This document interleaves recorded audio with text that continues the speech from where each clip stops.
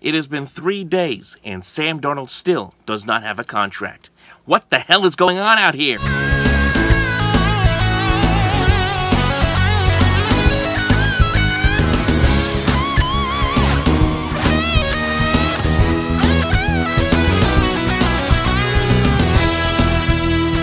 Alright everybody, welcome aboard here to the Sports Talk Nation here on YouTube. Michael Cohen here with you.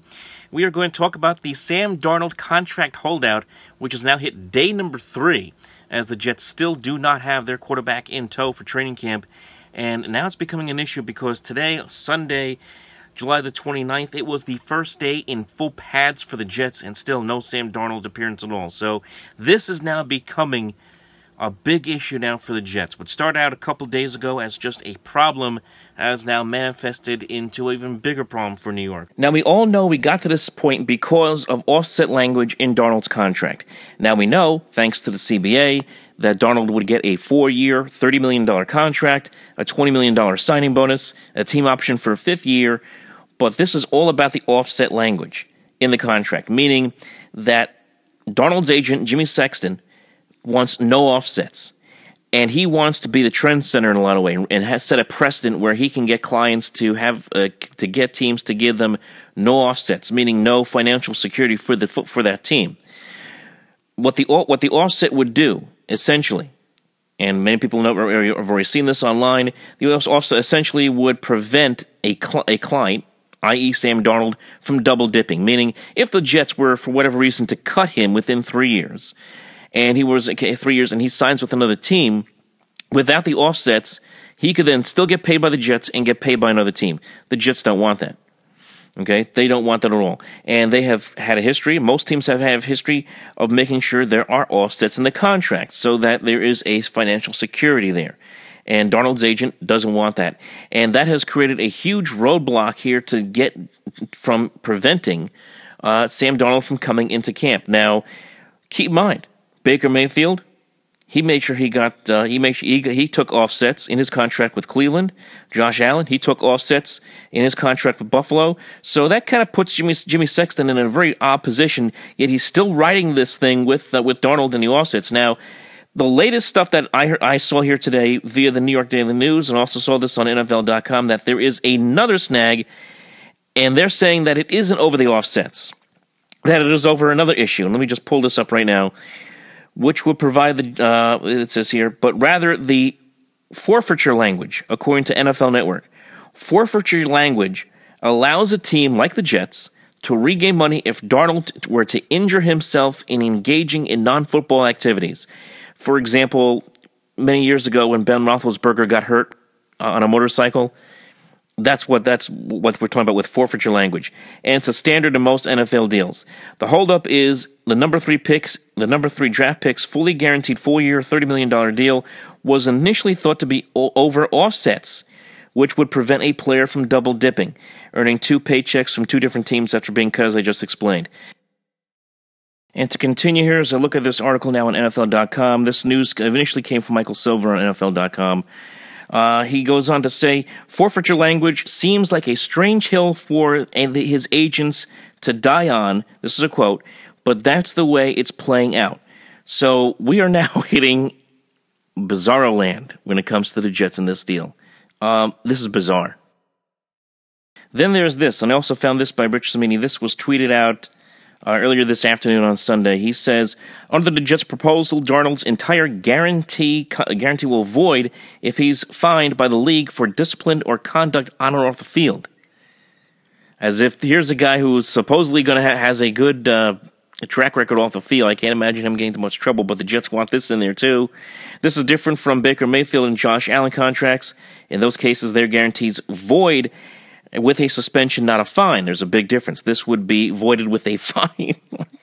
I mean, this is getting insane. We've had offset language. We have language regarding fines. We have now language regarding forfeitures because of possible injury down. Please, this is just crazy. Get this deal done.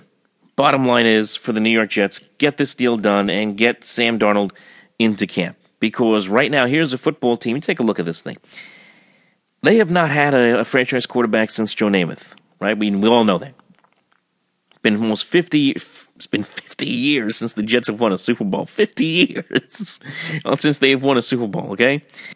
And since that time, this has been a franchise that has been start, stop, start, stop, start, stop, and for the most part has been mostly nothing.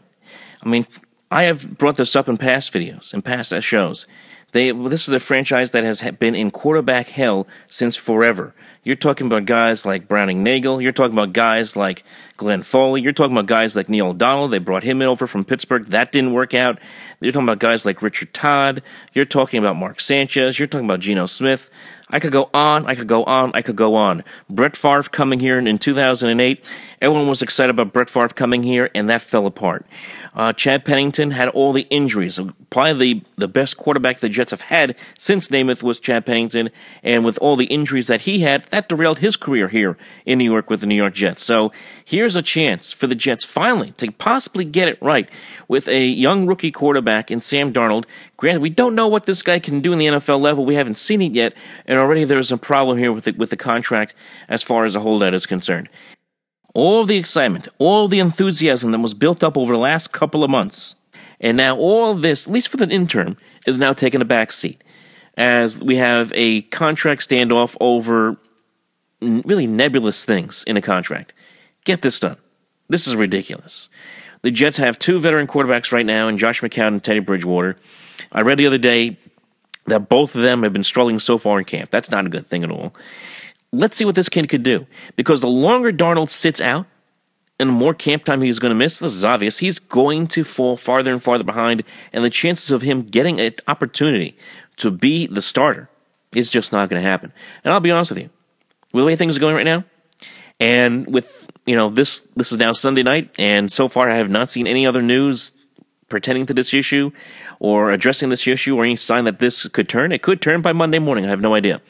But if this continues going into next week, the chances of him competing for the starting job, it's getting harder and harder. And the Jets right now, first preseason game is not that far away. It's only 11 days away, folks. It's on August 10th. It's only 11 days away against Atlanta. I put up a poll. I will show you that poll right here on this video. I put up a poll on Twitter, and it said simply, will Sam Darnold finally come to Jets camp before the Jets' first preseason game against Atlanta on August 10th? And 63% say yes, 37% say no. Now, I'm in the camp of the 63%. I am of the mindset that at some point here, we are going to see Sam Darnold in camp very soon. I can't imagine this being dragged out Joey Bosa style for 31 days. I just can't see that. That would be absolutely destroying any chances of a solid rookie campaign here for Sam Darnold. That would really put him behind the eight ball, and he would be in a situation where not only would he have to try to learn by watching from the bench, his reps are going to be hit hard, especially in practice. He's not going to get a lot of reps in practice during a week when the Jets are trying to get ready for a game and they have Josh McCown or Teddy Bridgewater being the starter. So, especially for a guy who's been holding out that long, if you see where I'm coming from. So it's important for Sam Darnold to get into camp right now and get this deal done right now. I don't know. I can't blame anybody, specifically anybody. You want to sit there and blame the Jets? I can't. They're trying to protect themselves financially. I understand where they're coming from. I do understand where Sexton's coming from. He wants to get the best deal for his agent, but he is hurting his agent, or his client, I should say. Sexton is hurting his client's chance of getting into camp and getting a chance to play on a consistent basis and getting a chance to compete for a starting job. So Jimmy Sexton's really got to kind of lay off the ego a little bit and let his client play some football. And that's what he obviously wants to do. Now, there's this other news here I saw regarding the New York Jets. It was kind of funny that they put out a release that, in the midst of all this Darnold conversation, that they have put out a release saying that they're going to get new uniforms for 2019. As if anybody cares right now, they're going to get new uniforms for 2019. What's one of the uniforms they have right now? Can someone explain it to me? I don't get it. I mean, the white helmet. You got the classic old school Jet logo on each side of the helmet. Really the classic uniform that they wore during their lone Super Bowl season in 1968. They brought that back in 1998. And it was a very refreshing look when they brought it back in '98. Why change it? I don't understand that at all. It doesn't make sense to me. As the old saying goes, if it ain't broke, don't fix it. And that's what the Jets should do. Just leave the uniform alone. Don't mess with it. Just leave it alone. Get Sam Darnold into camp. Stop talking about new uniforms. And let's get this season, if you are a Jet person, underway. This is Michael Cohen here on the Sports Talk Nation. Remember, folks, to follow us right here on the Sports Talk Nation on YouTube, and also follow us on Twitter at OpenMicNJ, and on Facebook, facebook.com/OpenMicProgram. We'll talk to you next time right here on the Sports Talk Nation.